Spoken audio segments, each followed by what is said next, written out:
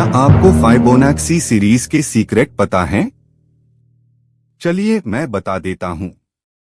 फाइबोनाक्सी series हमें multiple dimension की theory के बारे में बताता है। और क्या आपने कभी अंडपिंड ब्रह्मांड और यथा पिंडे तथा ब्रह्मांडे ऐसा कुछ पढ़ा है? ये हमें क्वांटम यूनिवर्स के बारे में बताता है।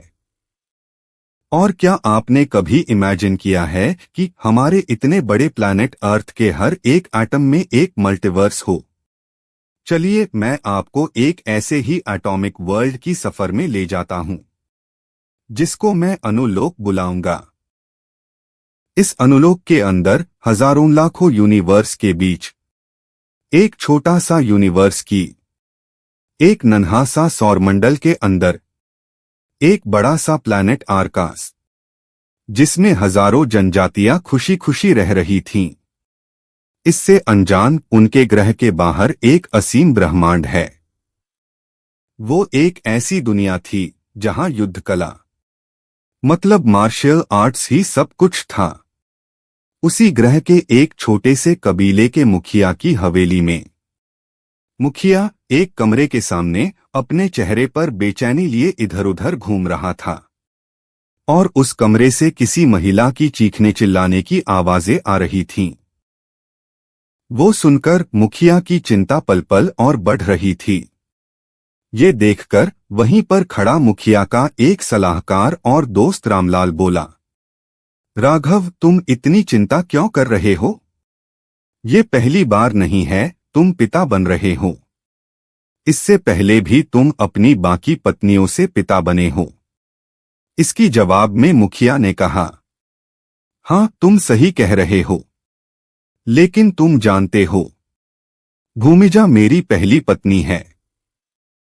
हम दोनों की इतने सालों तक कोई संतान नहीं थी, इसलिए माँ के कहने पर मुझे बाकी शादियां करनी पड़ी। और दाई माँ का कहना है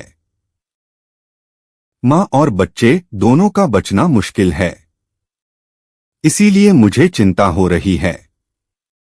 ऐसे ही वो दोनों बात कर रहे थे, तभी आसमान में जोर जोर से बिजली कड़कने लगी। तुरंत वो दोनों आसमान की तरफ देखने लगे। वहां बादलों में एक अद्भुत तलवार की छाया बनी हुई थी, जिसके आधे हिस्से पर पूरी तरह से काली बिजलियां कड़क रही थीं, और दूसरे आधे हिस्से पर अलौकिक गोल्डन बिजलियां। तुरंत मुखिया हड़बड़ाकर कमरे के अंदर घुस गया। वहां अंदर जाते ही उसने बिस्तर में पड़ी अपनी पत्नी को देखा।